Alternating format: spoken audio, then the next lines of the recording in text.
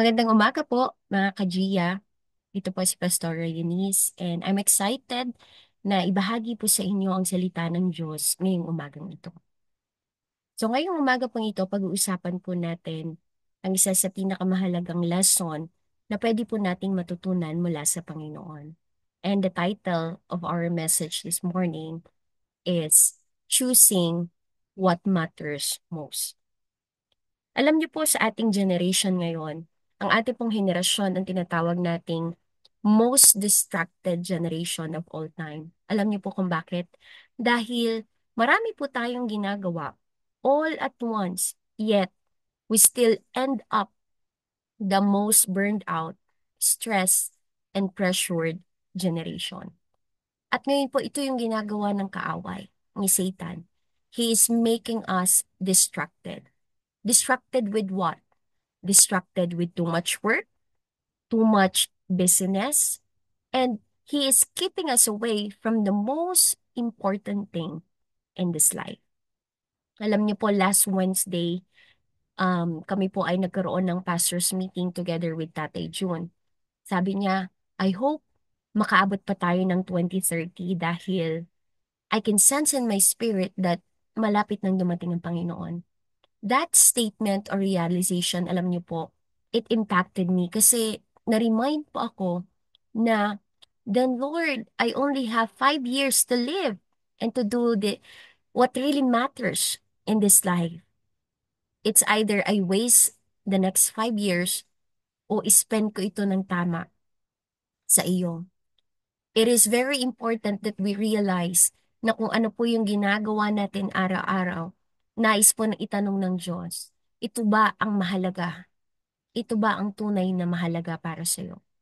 And so, God led me to this important text in the Bible found in Luke chapter 10, verses 38 to 42.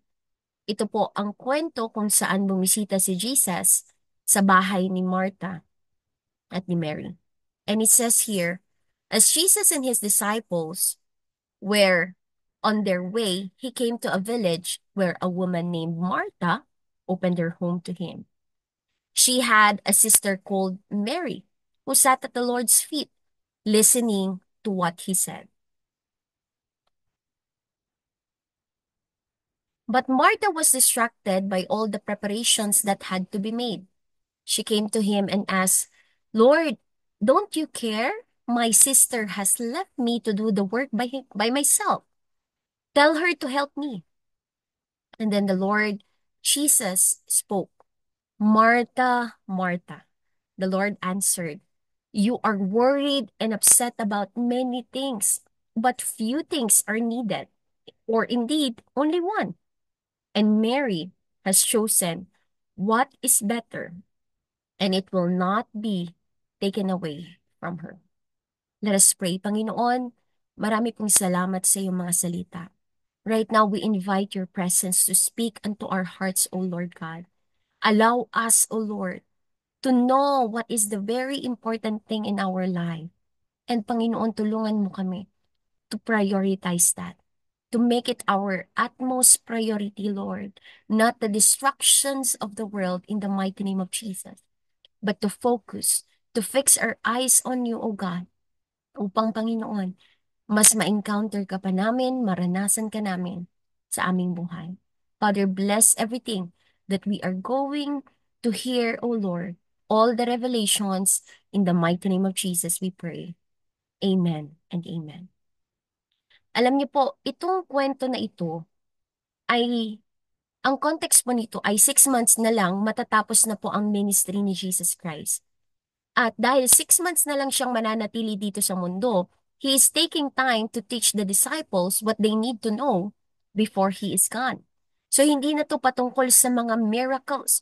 Right now, kung mababasa po natin, in the next 6 months, i-spend ni Jesus ang kanyang most of his time teaching the disciples, the apostles, the doctrines and life principles that they need to remember. And ngayon, amen, habang iniintay po ang kanyang pagpasok o pagpunta sa Jerusalem, they arrived to a place of that woman named Martha. Sa iba pong libro, it is a place called Bethany. malapit lang sa Jerusalem, 2 miles at most, kung saan mangyayari lahat hanggang mapako si Jesus. He is nearing the end of his life and right now po, dito sa setup po natin, ang gusto lang ni Jesus is to impart something great to his disciples, to the people who are willing to listen to him. Now, bago po mangyari ito, amen, kung babalikan po natin yung context, no, ng Luke chapter 10, makikita po natin dito na si Jesus Christ ay nagpadala ng 72 na mga tao sa mga lugar para ihanda po ang kanyang pagdating. So pinakilala nila si Jesus and it is very possible na maaring dalawa mula sa 72 ay napuntahan ang bahay ni Martha. Kaya po sila kasama ang kanyang kapatid na si Mary and also si Lazarus, which is not mentioned in this particular story, were converted by those disciples ahead. Kaya po nung nag-arrive si Jesus on their place, Martha welcomed him on her home. So ibig sabihin po, naiintindihan natin na si Martha is already a believer. And everybody in that family are believers already. So ito yung napakagandang lugar para ipagpatuloy ni Jesus yung kanyang pagtuturo ng lahat ng kanyang nalalaman bago siya mamatay. Now, as a teacher, alam natin na si Jesus, gustong-gusto niya po talagang magturo. He really decided to teach and he expected everybody, his students, kasama po tayo, to listen every time he speaks. But, according to the story, si Martha, she missed the whole point of why he visited them. And only Mary was able to capture the beauty of the Lord's visitation. Now, kailangan po nating malaman because the most important thing you need to do every day is in fact isang bagay lang, and that is to sit at the feet of Jesus and listen to Him. And today, I wanted to share some things na kailangan po nating malaman. Unang-una, when you open your life to Jesus, you welcome His presence. Ito po ang sabi, amen, in verse 38, as Jesus and his disciples were on their way, He came to a village where a woman named Martha opened her home to Him. Ano po yung matututunan natin dito? When you welcome His presence, you also welcome, amen, a conversation from a person. Ibig sabihin po, wini-welcome po natin ang presensya ng Diyos at wini-welcome natin yung idea na kapag may bumisitang tao, ang una pong nais ng taong yon ay makipag-usap. Tama po ba? Amen? Say amen in the comment section. Hallelujah. And it says in John 1:1, amen, hallelujah, praise the Lord, na in the beginning was the Word, and the Word was with God, and the Word was God. Ibig sabihin po, matututunan natin dito na ang Diyos, amen, si Jesus Christ po mismo, siya po ang salita. We need to know that He is the Word, and He carried the words that we need to hear. In short, pag pumasok si Jesus sa ating buhay, tayo po ay dapat makipag-usap sa Kanya. Kailangan po ng atensyon ng ating Panginoon. Hindi po siya turista na parang nag-e-explore lang sa Betanino o nag-e-explore lang sa ating mga bahay, sa ating mga buhay, no, na nag-iintay kung anong kaya nating ibigay. In fact, the Lord Jesus wanted to speak to us the way of life. Paano natin mapapagtagumpayan ang depression, paano tayo makakalaya sa utang, paano tayo aayos ang ating pamilya, paano natin mapapasunod ang ating mga anak, paano tayo lalaya sa kahirapan, paano aayos ang relationship. Or if you're a student, paano tataas ang grades mo? O kung ikaw ay may sakit, paano gagaling ang sakit mo? At lahat po ng ito ay alam ng Panginoon. Amen? At pwede niyang ituro sa atin. That is the reason why He came to our life. Amen? That is the reason why He entered the home of Martha. Amen? Pumunta siya. Pumasok siya. Dahil alam niya na ang kailangan mo ay nasa Kanya at may sagot siya ng lahat ng nais mo. That is why when we welcome God's presence, when we welcome Jesus in our life, we have to initiate a conversation.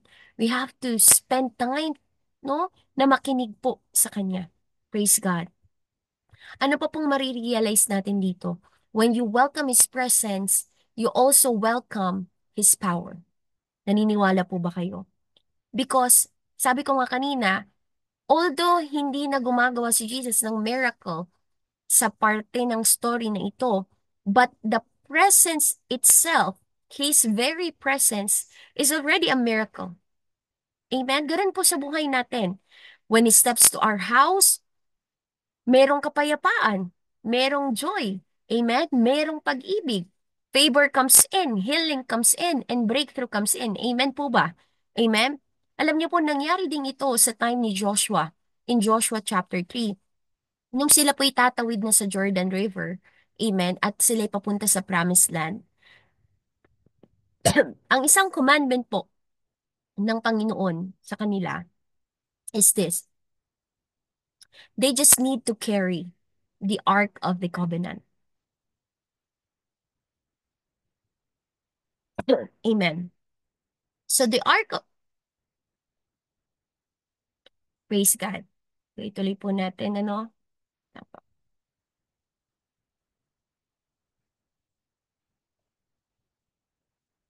So they just need to carry the Ark of the Covenant. And when they did what God said, nakalagpas po sila. Nahati ang Jordan River, natalo nila ang kanilang kaaway, and sila po ay nakarating sa Promised Land. Kaya tandaan niyo po, when you welcome the presence of God, then you have His power. Kahit Jordan River kayang mahati. Amen po ba?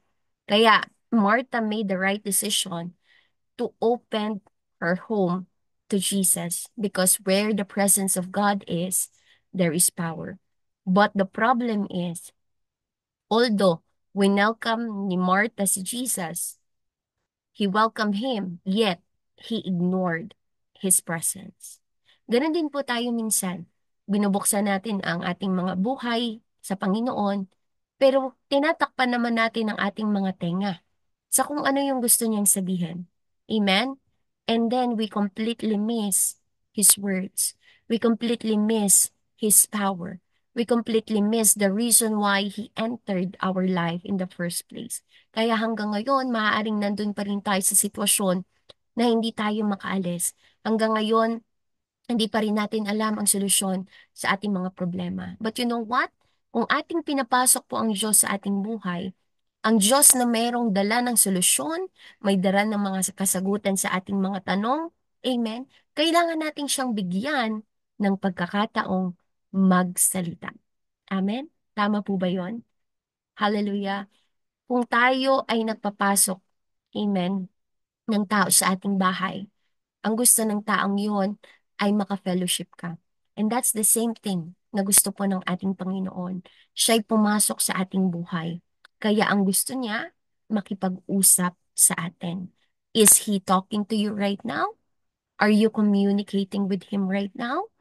Are you allowing a platform for Him to speak? Kailangan po nating maintindihan yon sa ating buhay. Amen? Pangalawa, listening is more important than just working. Matututunan po natin to in verse 39. Sabi po dito, she had a sister called Mary who sat at the Lord's feet listening to what He said. Ano pong ibig sabihin nito? Yung ginawa ni Mary, amen, na pag-upo sa paanan ng Diyos, it means that Mary was ready to listen, and it's the most important thing she can do instead of working to serve the Lord. Anong ibig sabihin ng pag-upo sa paanan ng Diyos? Alam niyo po, kung gagawin natin ito, here's the thing. Sitting at the Lord's feet means encounter. Sitting at the Lord's feet means hunger. Sitting at the Lord's feet means eagerness to learn. Amen? In short, Ang pag-upo sa paanan ng Panginoon, it means an attitude of humility, surrender, and our attentiveness. It is a place where we encounter God. It is a place where we hunger for Him. It is a place na pinapakita natin, Lord, gusto ko pang matuto. Gusto kong malaman. At nung unang panahon po, in the biblical times, the disciples would literally sit at the feet of their teacher as a sign of submission and eagerness to learn. So the teacher, so the students sit, then the teacher speaks, and then learning begins. Alam niyo po, marami pa tayong dapat matutunan sa ating pong buhay, Kristiyano. Napakarami pa tayong dapat matutunan sa ating buhay. Amen. Sa mga nangyayari po sa atin. And even David know, amen, that sitting at the Lord's feet, amen, this one very important thing, kailangan niya rin gawin. Sinabi niya sa Psalm 46 verse 10, "Be still and know that I am God, and I will be exalted among the nations. I will be exalted in the earth." Sinasabi po ng Diyos, anak, napakarami mong ginagawa. Pwede bang be still ka lang muna? Amen? Pakinggan mo muna ako. And know that I am God. Know that ano yung mga gusto kong sabihin sa iyo. Amen? So, we have to know this. In Psalm 27:4, ito rin po ang sinabi. One thing I ask from the Lord, and this only do I seek, that I may dwell in the house of the Lord all the days of my life, and to gaze on the beauty of the Lord, and to seek Him and His temple. Minsan hindi natin nakikita ang beauty ng ating Diyos. Ang nakikita lang natin puro problema, puro mga kulang sa ating buhay. Ito po ay dahil hindi natin nabibigyan ng pagkakataon ng sarili natin na tingnan siya, pakinggan siya, intayin kung ano yung gusto niyang sabihin sa buhay natin. Amen? So, kung ito po yung sinasabi ng Diyos po sa atin, kailangan po nating maintindihan. Amen? Because when Jesus entered our home, or when Jesus entered Martha's home, hindi naman humingi si Lord ng kahit ano. Wala po tayong narinig na sinabi niya, Martha, pahingi nga ng tubig, pahingi nga ng pagkain, i-prepare mo na nga yung aking tutulugan. Wala pong sinabi ang ating Diyos. But He just entered. Amen. Because He's also excited to have a fellowship. But Martha missed it. Ngunit si Mary, amen, nakita niya that sitting at the feet of Jesus, amen, it's the most beautiful thing that she can do. She's excited to learn. She's excited to listen. She's excited to encounter. She's excited to be comforted. She's excited to be revived. Excited to be restored. And I hope and pray na ganun din po tayo araw-araw. Gusto nating marinig ang boses ng Diyos. Kaya dapat bigyan natin ng panahon ang ating sarili na umupo sa kanyang paanan. Amen po ba? Number 3, this is also one learning that we can get from the story. Distractions lead to burnout or complaining. Kapag ikaw ay katulad ni Martha, it says here in verse 14, but Martha was distracted by all the preparations that had to be made. She came to him and asked, Lord, don't you care that my sister has left me to do my work by myself? Tell her to help me. Tandaan niyo po, preparations can distract you. Tunay po ito. And I can share it to you, no? Yung experience po namin bilang magulang, no? The season of parenting. All the works, all the demands ng pagiging nanay, ng pagiging magulang, talaga pong it can lead us to being distracted, amen, sa mga bagay na dapat hindi naman ginagawa o inuuna. Amen. Sometimes yung distractions ng labahin, distractions ng paghahanda ng pagkain, amen, lahat po ng ito, it can distract us. At ito po ay pwedeng mag-lead sa paglayo natin sa Panginoon. Dahil inuuna natin yung mga bagay na akala natin yun yung dapat unahin instead of coming to the Lord Jesus Christ. Amen? So lahat po ng preparations, lahat ng serving, okay po yun. but sometimes it can distract us. Schoolworks, deadlines, mga business meetings, at marami pa pong iba. This can be your preparations to God, and that's okay. But, amen, it can also be a source of why you are too much distracted. Kaya ikaw ay napapagod, nai-stress, napipressure, at nababurn out. And sometimes, nasasabi mo sa Lord, Lord, nakakapagod na maglingkod sa'yo. Amen po ba? Yun ay dahil pinili mo na madistract mo na ng mga paghahanda instead of coming to Him and seeking His presence. This is the difference of Martha and Mary. Martha was hungry for word, but Mary was hungry for word. Amen. Ang paglilingkod o yung pagsiserve, hindi po yun masama.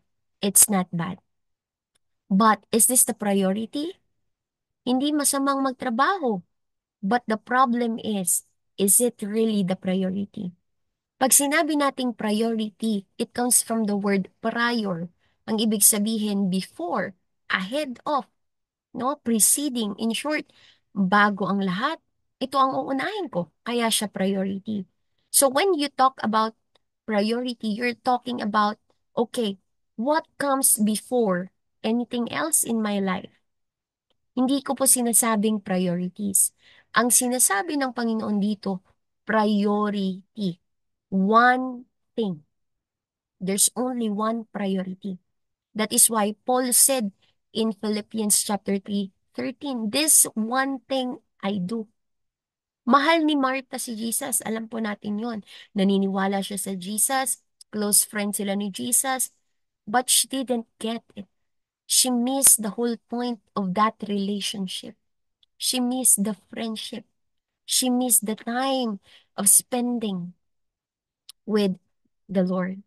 Kaya ang nangyari, kakagawa, kakatrabaho, kakaprepare, nagsimula na siyang mag-complain. At nadamay pa ang iba. Amen?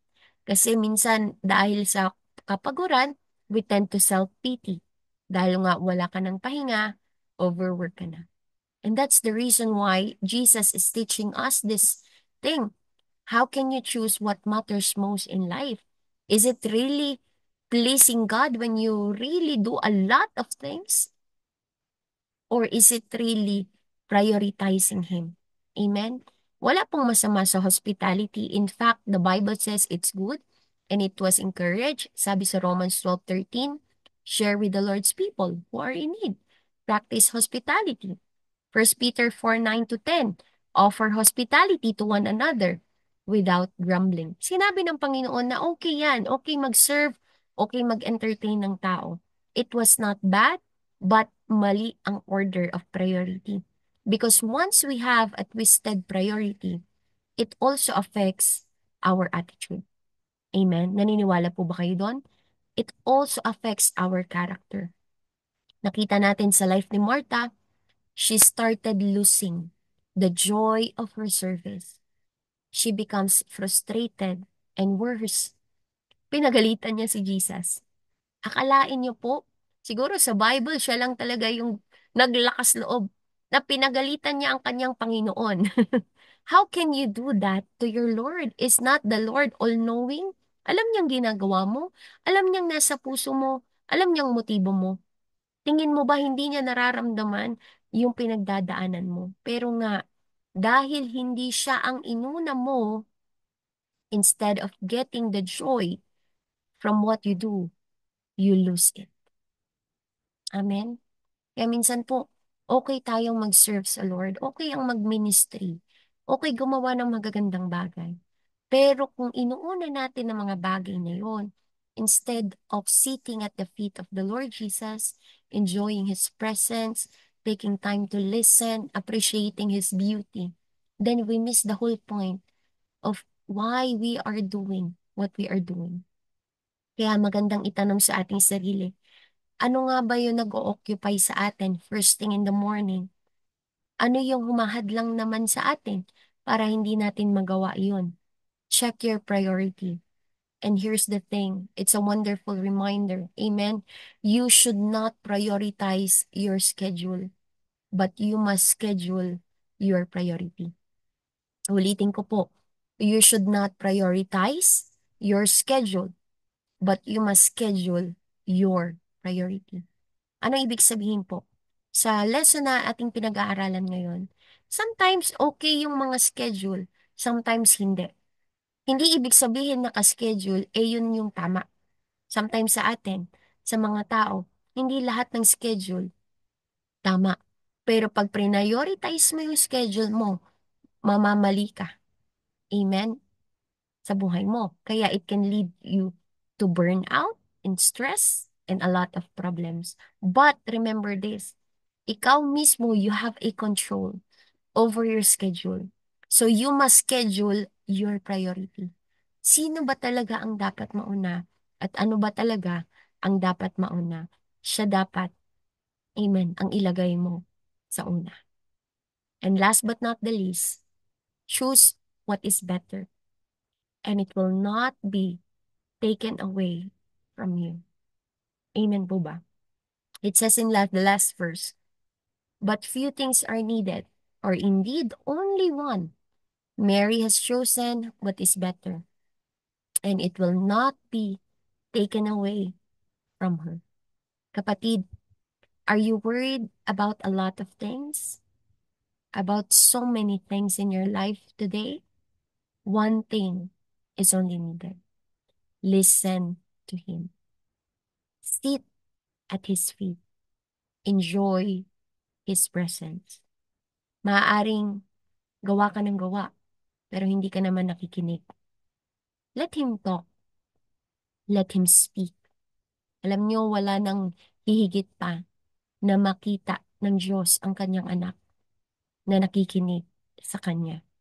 Nothing compares to that. And when you have that moment, grab it. Just like Mary. Mary has chosen what is best. Deuteronomy 8:3 says, man does not live on bread alone, but on every word that comes from the mouth of the Lord.